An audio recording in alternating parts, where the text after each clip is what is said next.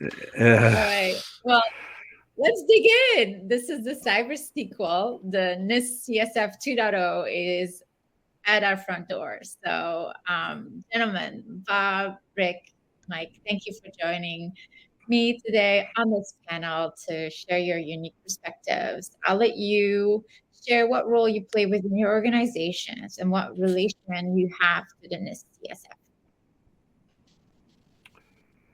Okay, I'll go first. Hi, I'm Mike Hamilton. I'm founder and I'm the Chief of Information Security for Critical Insight. And my relationship with the CSF is not only as a practitioner here, we use that to conduct our annual risk assessment, but in our consulting practice, we also use it to help our customers do the same. So we're fairly intertwined with it. Bob? all right. I guess I'll go next here. My name is Rick Lemieux. I'm the co-founder of the DVMS Institute. Our relationship with the NIST Cybersecurity Framework goes all the way back to its beginnings.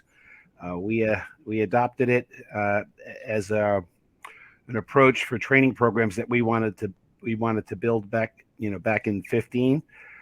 So I'd like to tell folks that we jumped into the pool before there was any water in it. But it's been an interesting journey. We've been very actively involved. We have built accredited certification training programs around it that are now in their third release, and we are super excited about the 2.0 release. We finally think they've mitigated all the gaps in the NIST Cybersecurity Framework. Hi, everyone. I'm Bob Blythe. I'm the Vice President of Information Security for World Wrestling Entertainment. My relationship with the NIST CSF goes back about 5 years now. We adapted it about 5 years ago. We use it to mature our cybersecurity posture. We also use it to manage our cybersecurity risk management, as well as we leverage the controls from the CIS Top 18 and NIST 800-53 where applicable that align with the framework. Great. And I'm Kathy Olisnager. I'm the Customer Success Director at CyberSaint Security. And my relationship to the NIST CSF is that it is truly the Rosetta Stone of the CyberStrong platform. And I support our clients in the adoption of the NIST CSF, as well as any other framework that they may have to implement in their overall global security and risk management program. So let's dig in. Let's start with probably a very significant, if not the most significant change, is the addition of the govern function, not just as a core function, but as the number one function that is also overarching everything else. Bob, let's start with you. What do you think this will have as an impact on you and fellow CISOs in global corporations or any large enterprise? I think it makes our role and our position within the organization stronger. By the govern pillar now, the sixth pillar now put in place, and really streamlining a lot of the areas that were in the other pillars and moving it up to that governance pillar, really kind of cements the governance and strategy within the organization. So it moves us from that kind of tactical approach more to a what I call strategic approach, and that mindset at the organizational level. So again, it makes the role stronger. It applies the governance for the organization, and it really focuses on cyber risk. And again, it was in the 1.1 version, but it was kind of down within the sub categories. They have now moved up to this kind of sixth pillar, I call it, and I call it the wrap, because it kind of wraps everything from a governance perspective. Do you expect that the executive leadership teams in corporations, whether in the US or globally, are going to become more engaged now? Yes, and they have to. If we look at the state privacy laws that are coming up and being introduced into law, if we look at the European GDPR, if we look at the cybersecurity laws from countries, and of course, the federal government here is developing our own, adapting a framework that provides that level of governance and those roles and responsibilities, baking it into the organization's vision of how they're going to accept or address risk is paramount. So I'm expecting that executive management all the way up to the board will start adapting these areas around governance. And of course, we would need a framework to manage that.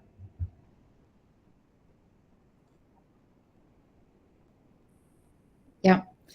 Rick, organizational context and risk management strategy are the top categories within governance function now. And it really implies that cyber risk management must align with business objectives, strategic initiatives. This sounds like a learning opportunity, not just for CISOs and security people, just business leaders and so forth. So do you change your go-to-market strategy? How are you adapt to that potential growth in your target market? Well, I hope I heard everything. You broke up a little bit there. I'm not sure if it's only on my end or everyone's end, but I'll do the best. I think one of the key items is that people don't completely understand, but are beginning to understand, is that cybersecurity and cybersecurity risk management are business problems. They're not technology problems. There are technology components that you need to deal with, but they're not the prime, problem that organizations are dealing with.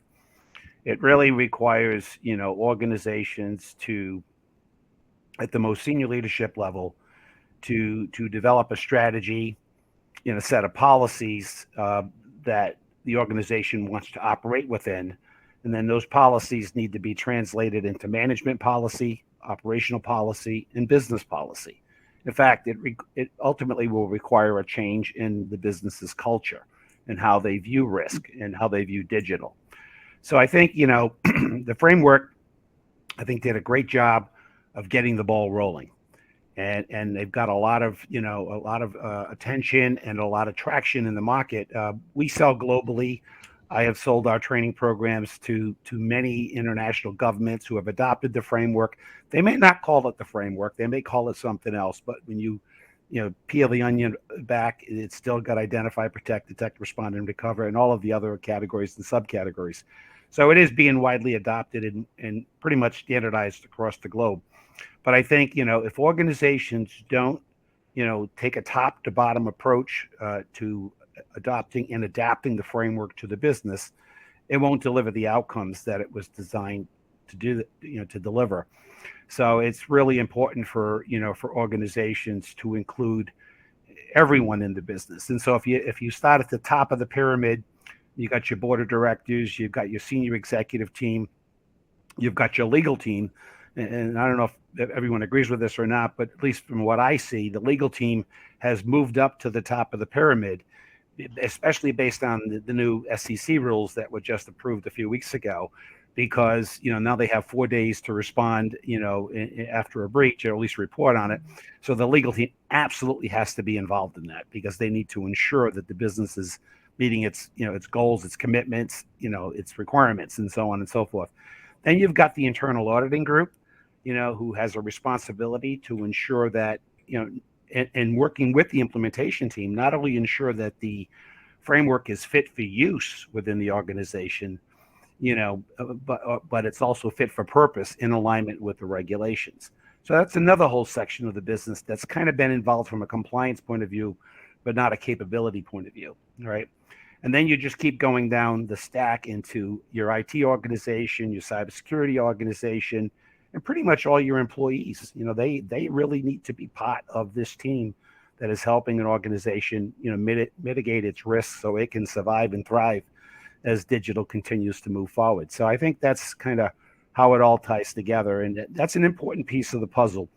The best part, and I'm still waiting to believe it when I see it, but the rules have been set, which is what we've been waiting for.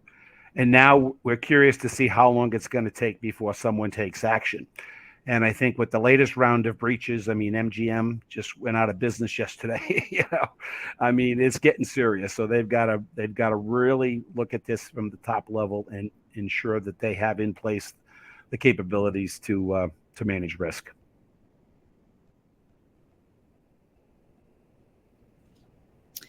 So let's talk about the CISO talent pool, Michael, because it is not, it's not a big pool. There's a limited amount of CISO resources, and there's a retention challenge for so many reasons on top of that. How will this impact the consulting space, the need for more vCISOs, and will their role evolve? Will the conversations that they're having today change? I think so. I think that because this is going to all of the like Rick mentioned, there's new guidance from the SEC. There's new guidance from Health and Human Services for the healthcare sector, talking about how they want the annual HIPAA risk assessment to be done with the NIST Cybersecurity Framework, so that we can have apples to apples comparison everywhere. I think all of this is going to get pushed down market. So when we're talking about, Rick was talking about organizations that have a cyber team and have a CISO, most organizations do not. Yet they're going to have to step up to this plate. So clearly they're asking for more governance. It's specifically around risk management. So I think there's, apart from today where we work with a lot of organizations to get them to some kind of auditability, even if that's voluntary against, the SOC 2 trust principles. I think that everyone kind of converging on the CSF means we're going to shift, and there's going to be opportunities to focus vCISO work on developing an appropriate committee structure, for example, to adjudicate identified risk and prepare board materials and ensure that organizations can show their security papers, because this is what everyone is asking everyone to do. Third-party risk management has landed on everyone. And I think it's only a question of time before it lands on the mid-market doorstep. And I think that is underway right now. And we lose Kathy? We lost Kathy. It looks like we did. We could keep on going while she connects back in. Yep, let's do that. Yeah, so I think one of the areas is like one of the changes that the new CSF provides is again that governed model. I think it's great. I really do, because it really allows us again to put the governance at the organizational level, and then decisions can become more prominent on where you want to address risk. I would believe that security budgets will become more transparent, because the all the way up to the board, they'll understand the risk, and they'll be willing to address the risk from a cyber perspective. So I think from that point, it definitely provides that governance model that I believe you would find in the ISO models, the 27001 and 27002, but now adding it to the NIST framework really kind of elevates this framework to become, to your point, Mike, spread across multiple vectors and organizations. Yeah, I think, specifically in publicly traded organizations in the healthcare sector, there's new guidance for each that calls for this governance. And, specifically in the healthcare sector, like I said, the NIST CSF is going to become the preferred tool for conducting these annual assessments. I think that part of what's going to drive this, and we've been a little bit snapping around the edges around this, the privacy statutes that are coming out means that if you have unauthorized disclosure of protected records, you're going to get a class action suit.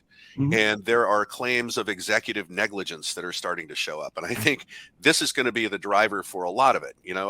I've made fun of this before. You can go talk to executives all day about scary Russian cyber buffer overflow SQL injection, and you're never going to be heard. But if you start talking about executive negligence, you have an audience. Great. So Rick, a question for you is for the new SEC rules, the cybersecurity rules. How do you feel that the framework can apply to this, and where do you feel the benefits can come from? Well, there's probably two answers to that question. Okay, Yes, sir. I view the framework as an opportunity for organizations, to stabilize and then optimize. Okay, so they're all pretty much, regardless of their size, they're all fully exposed. The threat landscape, whether it be internal threats, external threats, which includes regulations, that's another threat to the business. Okay, as well as the threat landscape itself, nation states, and so on and so forth. So right now we're all, super exposed, and we need to at least stabilize our environment so we at least know what we have and know that we have the controls and capabilities in place to stabilize that environment.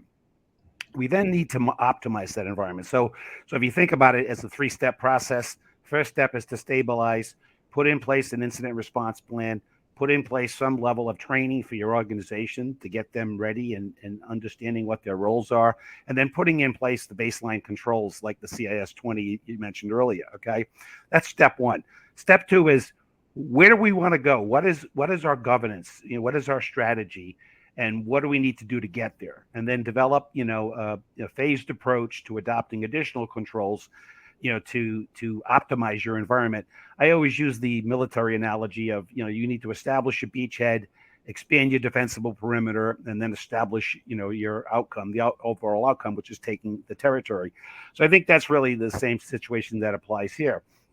The third phase is really innovation. Okay, so we've done step ones and step twos, so we're stabilized and optimized. How do we innovate going forward? Because the bad guys are innovating every day. They're figuring out new ways to crack us left and right. So we need to be innovating and kind of stay even with them or try to get ahead of them, which is always going to be a challenge. So I think we need to, the third phase really involves, something that hasn't even been talked about yet. And that is, I got this thing in my head that basically says, if we look at cloud as a solution, okay, and cloud gave businesses the capability to dynamically allocate compute, storage, and network in alignment with the needs of their business, okay? If you think about that from a risk, a resiliency, and privacy point of view, businesses need to do the same exact thing, all right? So they need to have a way to dynamically create these capabilities and innovate those capabilities to stay ahead of the curve. So I think, that will involve some sort of overlay system that can help an organization do that and do it rapidly. It will also involve, a change in culture, right? Where the organization isn't just thinking about, business innovation from a create and deliver point of view, but they need to add a protect piece in the middle that ensures that everything they create is protected and delivers the value that, that the customer or the stakeholders or the regulators are expecting. So we're kind of in this, I think the framework opened the door to, the first step and the second step. And those two steps will take a while to get put in place. But then I think the third step is really the innovation step, which I think we'll see probably in the next couple of years or so. Agreed, Rick. Thank you. Kathy, welcome back. We kept on going while you were offline for a second, but we're kind of rolling into like the governance roles and responsibilities, which is a key component of the govern pillar. Maybe I can pass it off to you so you can kind of focus on that area. Yeah, because it's really putting the onus on the leadership team, not on the CISO, to really build that culture that Rick was just talking about. And I just wonder, how long will that cultural shift take, really? Because we're seeing it becoming a really, really important element. Everybody is meant to be adopting a cyber risk aware culture, but cultural changes take time. Any feedback on that topic? I think it's already happening, to be honest with you, especially with the new SEC rules and the responsibility of having a strategic cybersecurity risk program in place. In addition, in some cases, recommendations of having an individual on the board with cybersecurity knowledge is key. So I think it's kind of already happening. It's kind of organic, I would say. But as with all the cyber risks, like we mentioned, a couple cyber incidences this week, they're not going away. So the board is aware, and as everybody knows on the panel, is the board understands risk. and that's what they want to deal with, and that's they're going to invest to protect the business or the organization. So taking that top-down approach that Rick mentioned is key, but that should come from the board down.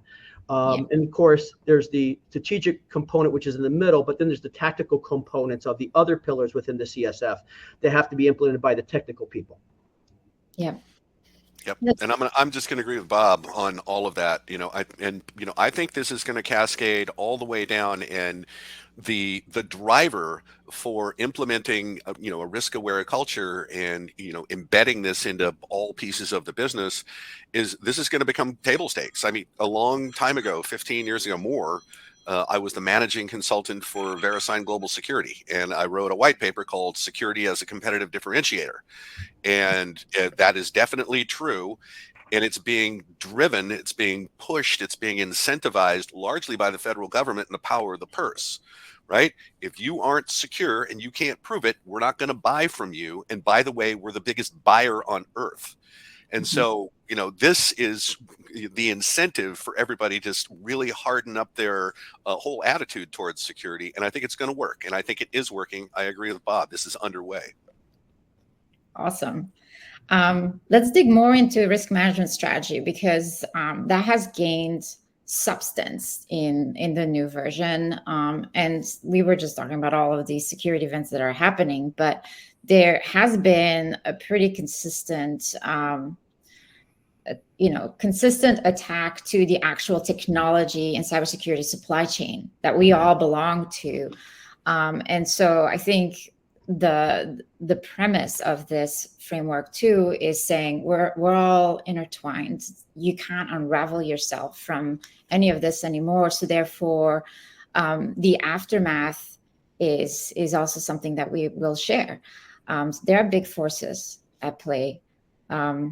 And so, Michael, can you tell us, and I think you talked a little bit about this from a healthcare perspective, how NIST CSF will be adopted across a wide range of verticals, and that's also the intent here, and other organizations. What is the expected outcome? Yeah, and we have been talking about it. I think the focus on third-party supply chain security, there's much more focus on those things everywhere. We're all doing third-party risk management. That will most definitely cascade down to organizations that are neither regulated nor in one of the 16 critical sectors where CISA has purview over some kind of regulatory authority through the rulemaking process and the sector-specific agencies, right? HHS is for the healthcare sector, for example. Well, so much in the way that the CMMC, Cybersecurity Maturity Model certification, those requirements are applicable to service providers for DoD contractors, right? So here's a company that makes a coating for a bolt that goes on a satellite. They have to hit a certain level of CMMC certification, and as a service provider to that organization, so do we now. It's not as rigorously tested as the contractor is, the prime contractor, but it's happening. So, same for business associates in the healthcare sector. Today, they are technically under the requirements of HIPAA. We, as a service provider to the healthcare sector, we can be audited against HIPAA. We have to have policies that are consistent with, their expectations. So that's a trend that I think is going to continue, and we're all going to line up under the CSF. I forgot who mentioned this before. There's all these other regulatory requirements, standards of practice, and PCI and HIPAA and all of these things. Consolidating all of this down to we're all going to use the same framework and we can crosswalk it against these other requirements. I think that's where we're going to land. And this will be the preferred way to evaluate whether an organization is treating security seriously, because we're all going to be so familiar with the output here, with what it's going to look like when they give us their security papers. Right. Yeah, and it's really a language, right, as well?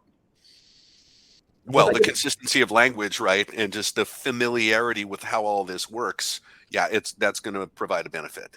If I could agree with Mike too, is from a third-party risk manager, third-party and fourth-party, I think it's really great that it's calling out the shared services model and how it's that risk avoidance or that risk transfer, it's getting very clouded now. You know, you start looking at the SolarWinds, how that came through. I mean, how many organizations use SolarWinds to monitor and manage the network?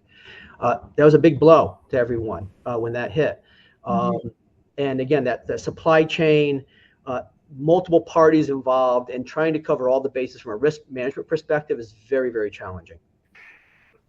Yeah, just to add to that, one of the things that we think about that we've looked at is the ability for organizations internally to communicate and collaborate through these silos that exist within organization.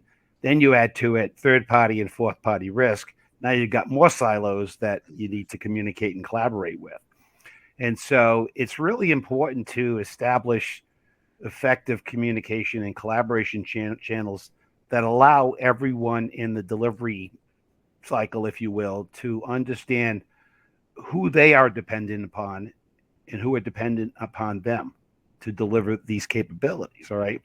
So a lot of it has to come down to being able to communicate and collaborate in a way that allows them to deliver the outcomes that are defined, by, the regulators, by the government, and by the executive team themselves, so there's a lot of moving parts to this.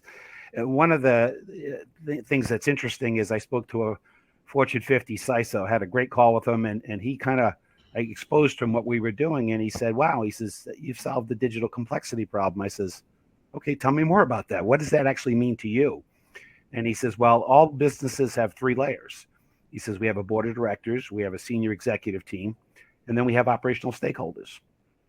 He says, and they're all involved in working together to solve this particular problem of managing digital risk, which in turn means managing the digital value. And he said, they all know they have the problem, but they're all like deers in the headlights because they look at this and see how complex it is, and they really can't figure out how to connect all those dots to bring it all together. So I think, the framework and what, Mike and Robert have said, it really, are exactly where we need to go. The question is, how are we going to get there, and how are we going to get there quickly? And I think that's the challenge on the table. Yeah. And I think, the concept of security and privacy by design, where you develop a service, a product that you end up marketing with security in mind already, not making it an afterthought and a patch at some point after you develop that, right? Do you think that will be one of the outcomes from the adoption of this framework? Oh, I'll give it my crack at it. Yes. I think the message has been delivered loud and clear through the National Cybersecurity program that just came out, that if you manufacture technology and that technology provides digital capabilities and that technology is not secure or hasn't been secure by design, then you're liable. Okay. I mean, it'll take forever to figure that out, but that's the intent. Okay. So I think we're heading in a direction where every contributor to the digital fabric is going to be held accountable at some level. So whether you're a technology provider, whether you're a service provider, whether you're a software provider, you are going to have to think about, or implement or integrate secure by design into everything you do. There are some manufacturers that do that today. I know this for a fact. There's a large multi-billion-dollar software hardware company that basically, as part of their design process, they actually put chips on their boards to ensure that these are the chips that we put on the boards, and they weren't put on by someone else or replaced by someone else. All right. They also have ways to evaluate software in that area as well.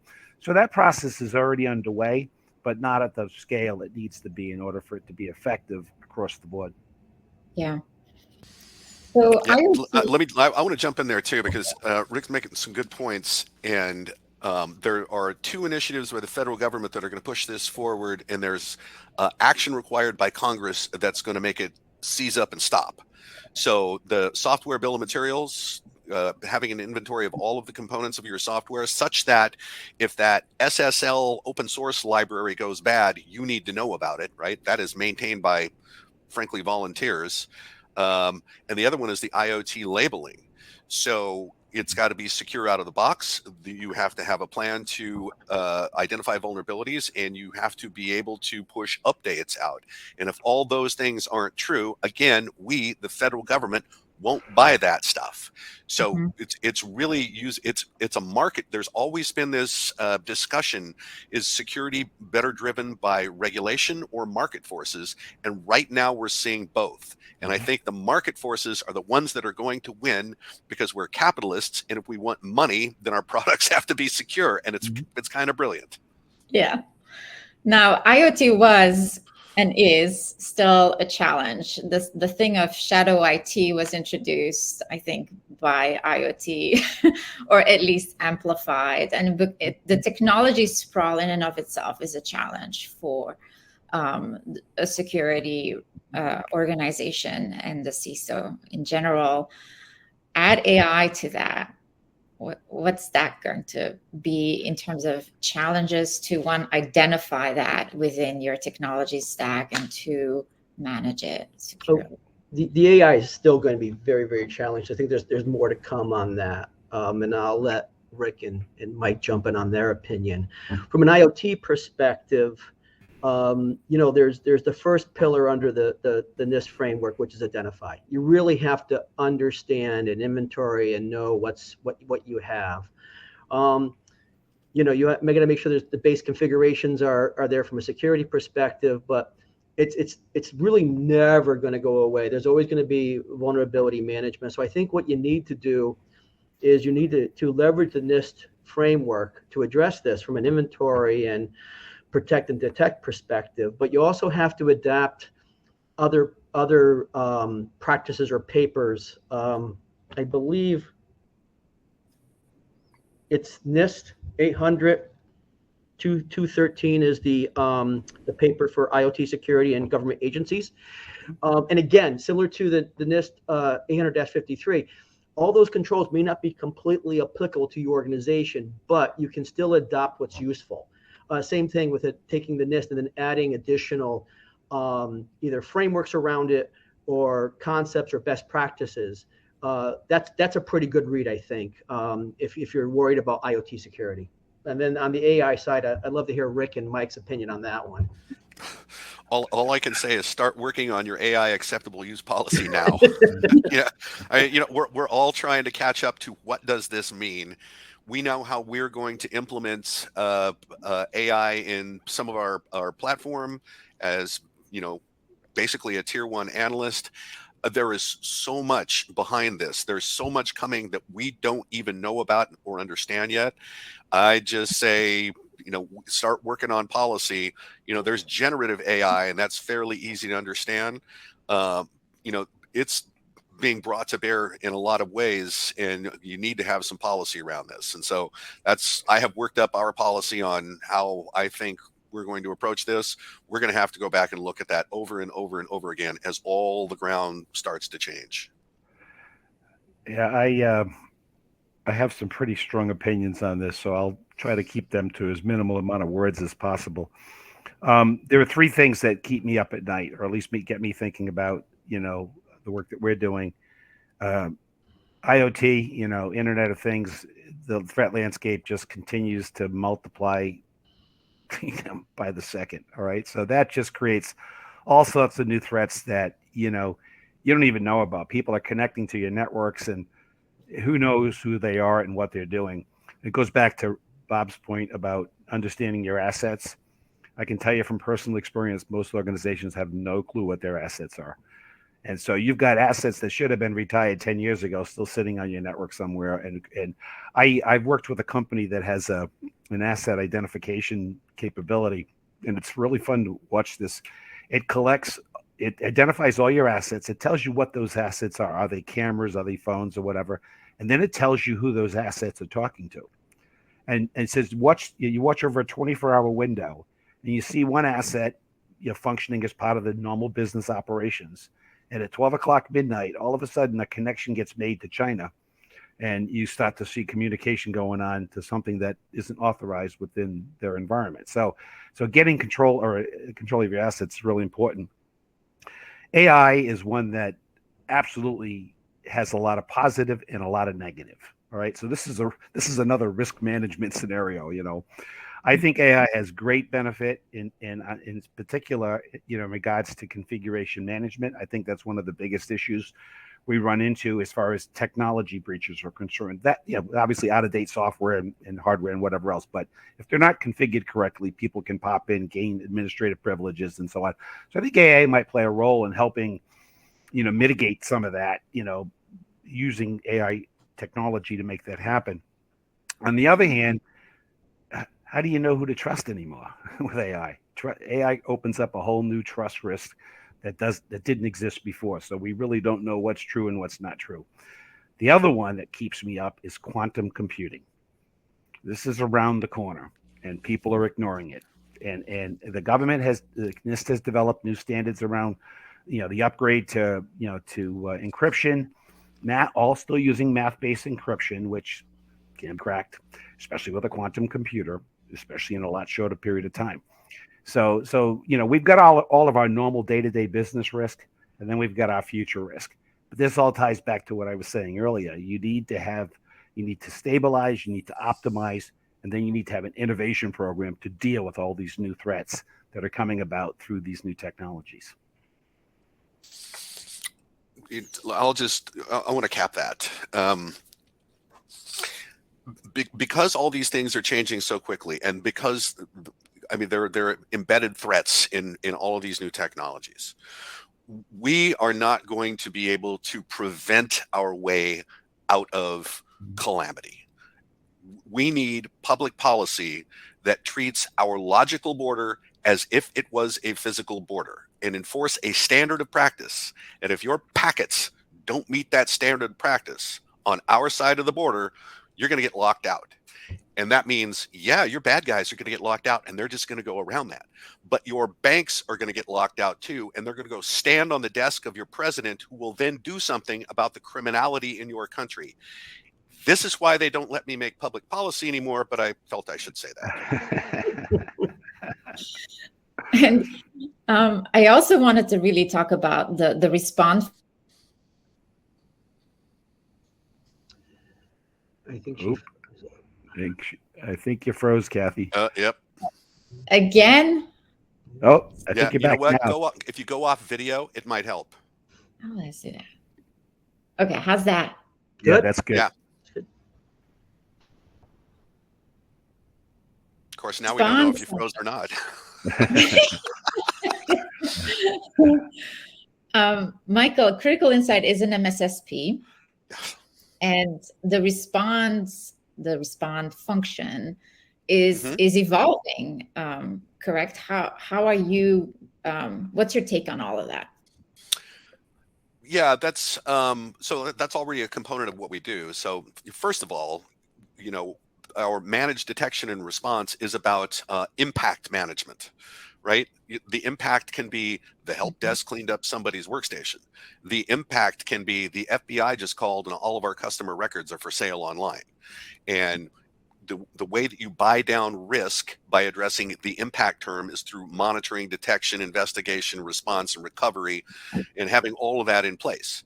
And so when we bring on a managed detection and response customer, we create a response plan that is unique to that organization's capabilities and resources. Much of the response domain in the cybersecurity framework is about having documented process that is regularly practiced. So I think it's possible that a service expansion is in order to address these changes and frankly, the implementation of the CSF by a greater number of organizations in more sectors. The service expansion would be, yes, we're monitoring and responding alongside of our customers, but we should have regular reviews of the response process for that customer, and we should be participating in their annual tabletops or functional exercises.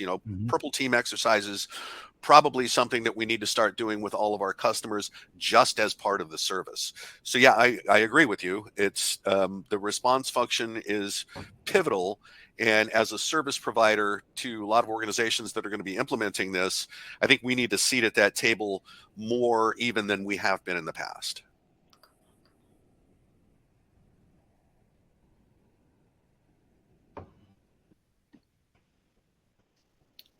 right. Okay. Well, Can you still hear me? Yeah, yeah, we can hear you. now we can. Yes. Okay, cool. Thank you, Mike. That was really interesting.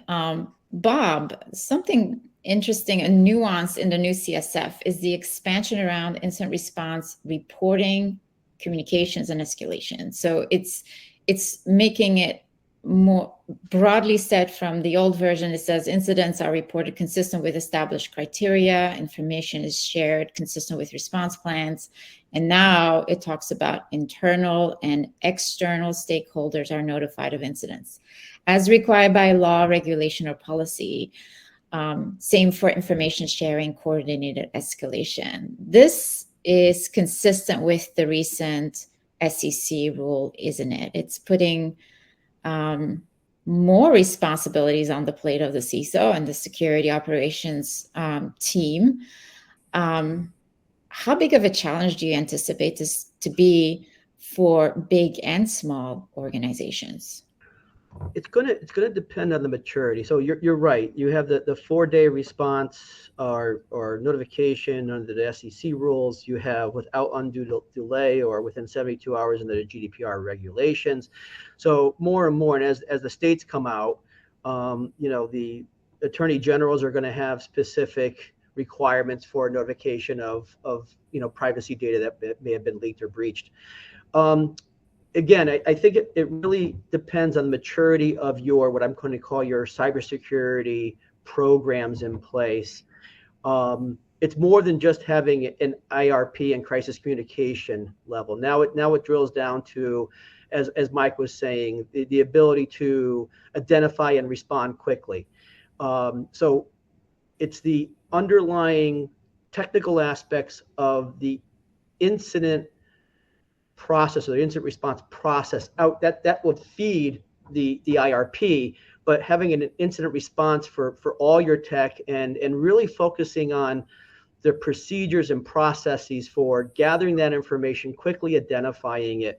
Now, with that said, the regulation is once it's confirmed, but there's a little caveat inside there. Under the SEC rules, any prior events can feed into an incident. So that's where it starts getting really tricky, where you could have potentially events that were identified and weren't considered an incident, but can accumulate to being an incident. And that's where the challenge is. So it's not only an incident that is clearly identified, but also prior events that may equal to that incident. So that's some of the challenges there. So I go back to the underlying incident response processes that have to be in place. And then to Mike's point, that purple team, that red blue team, that constant break glass and testing your process of procedures and escalation to make sure they are working. Specifically, if you have to report to the street, or if you have to have a crisis communication where you're talking to shareholders or customers about what happened.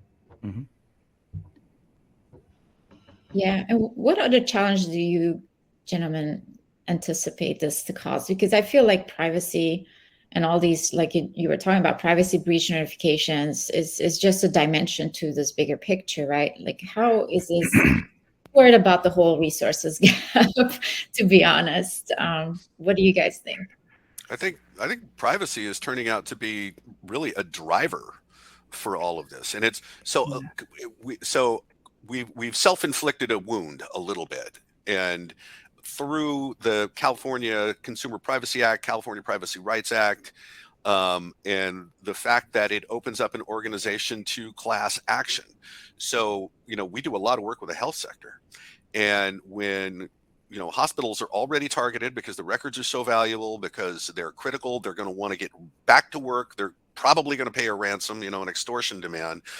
And then after that, that's followed by this class action suit. So we're killing our own hospitals doing this. Yeah. That's the bad side of it. But on the good side, that is a bit of a driver, because that the knowledge that these are the events that occur, that is crystal clear at the boardroom level.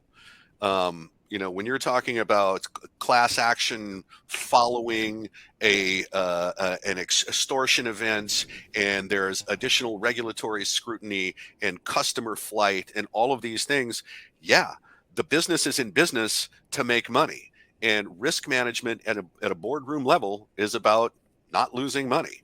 And so all of this is just crystallizing, and I think around privacy and the fact that we have self-inflicted this class action wound, and it's going to continue.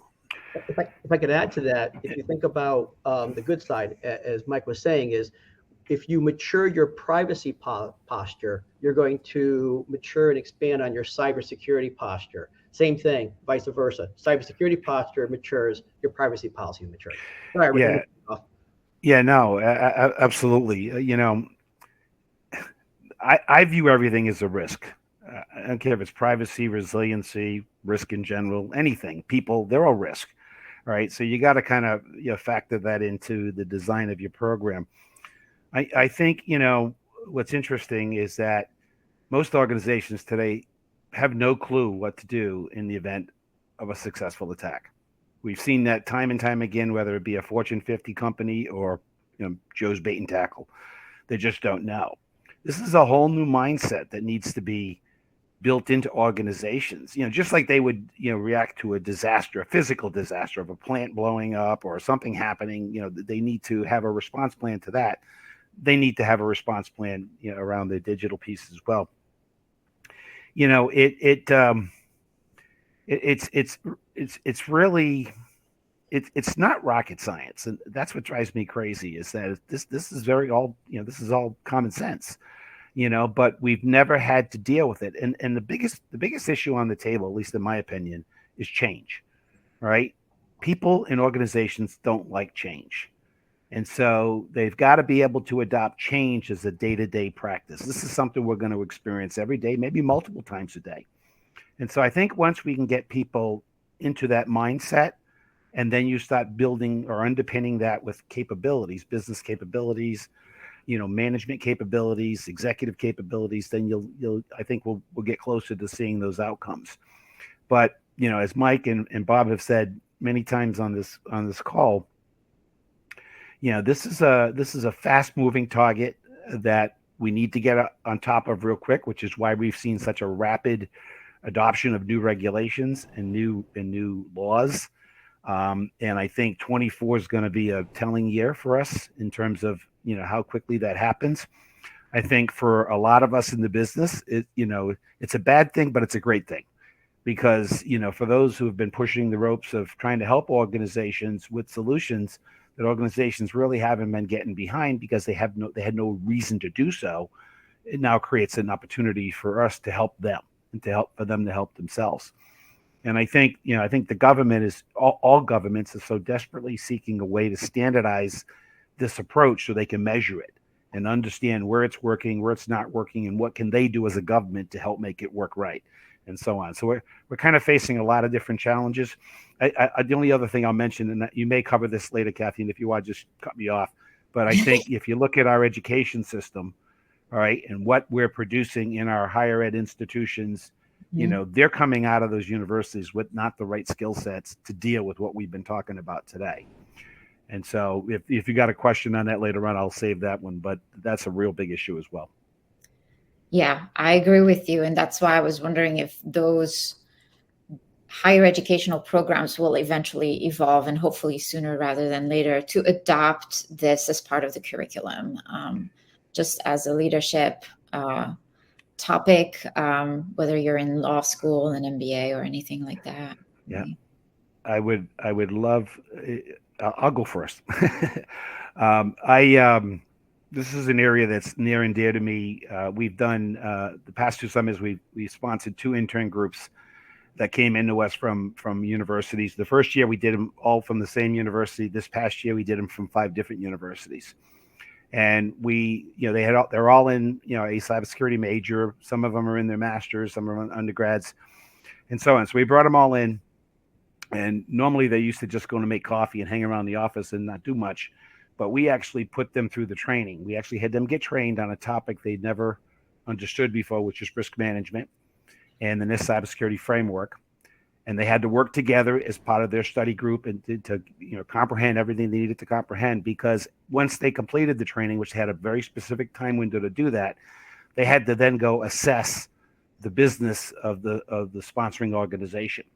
So they had to do a complete top to bottom assessment and then make a set of recommendations on what risk were there and how those risks needed to be mitigated.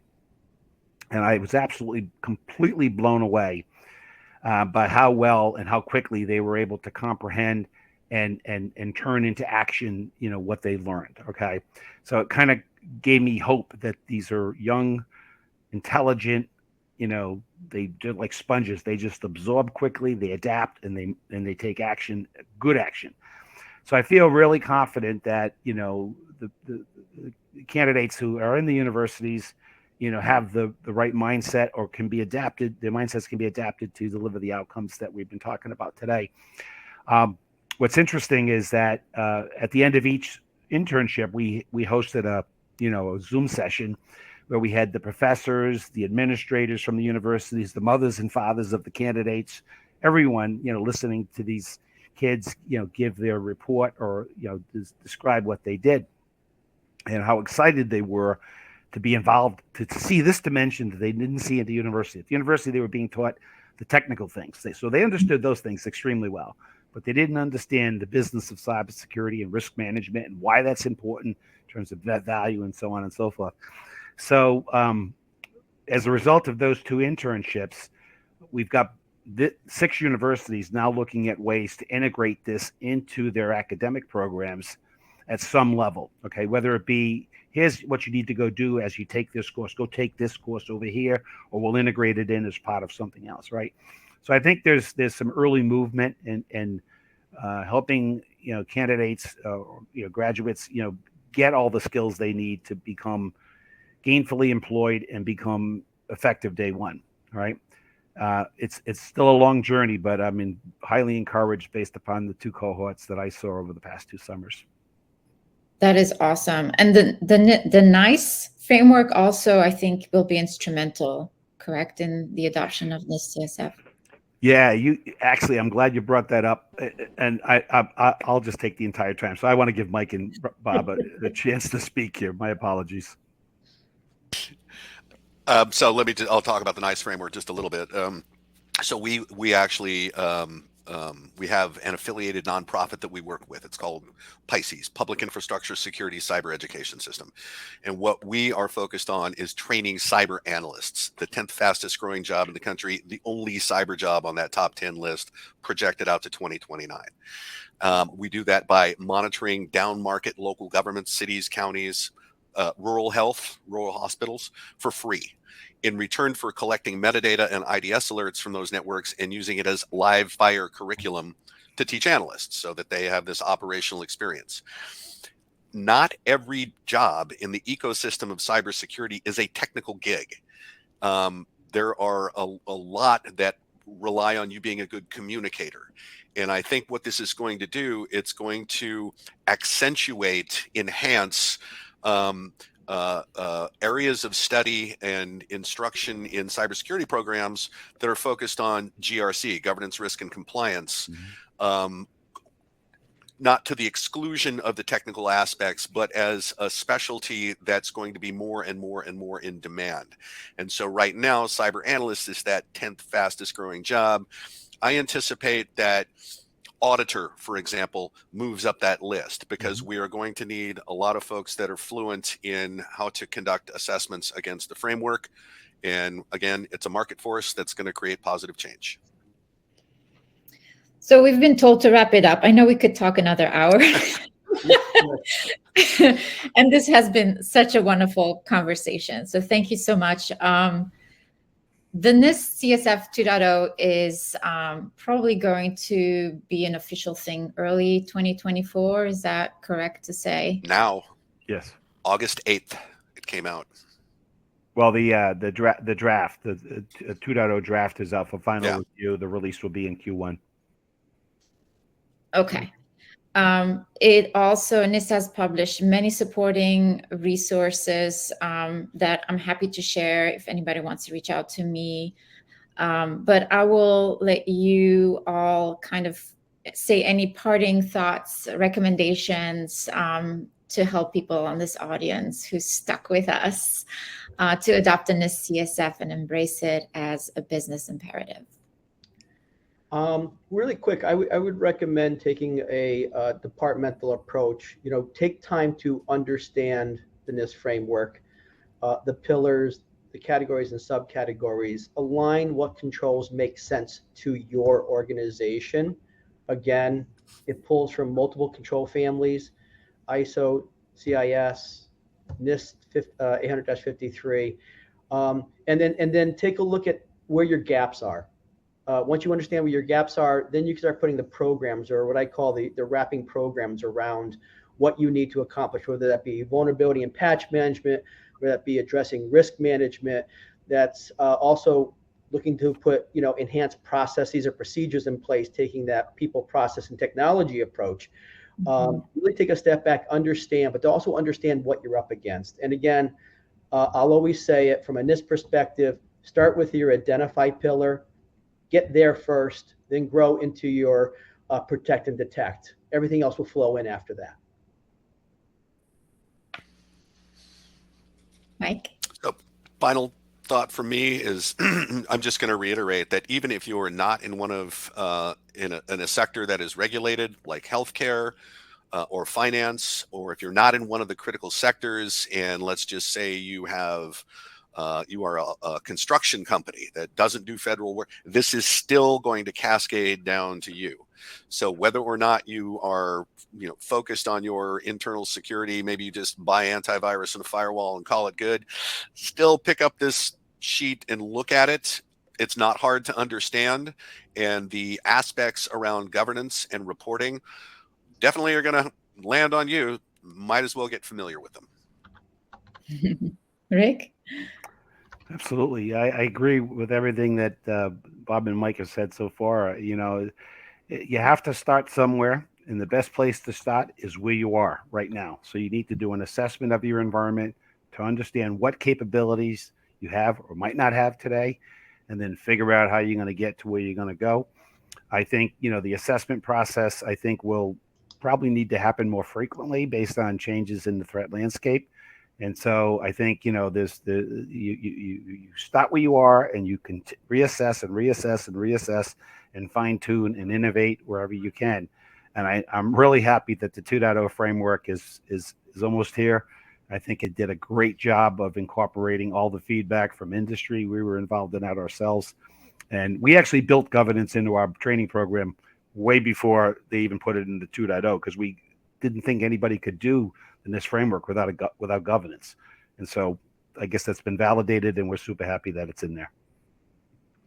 Awesome. Well, thank you, all of you. This was fantastic. I think this really demonstrated how the NIST CSF is really trying to take a pragmatic approach to cybersecurity, cyber risk management, and how we're all in this together. We have to collaborate more closely, communicate more consistently, use a consistent approach and language within and across security and all business functions, so that collectively we build up our resilience and we win this fight that we're in. So thank you, everyone. We're in it together. And thanks for sticking with us. Thank you so much. All right. Thank you.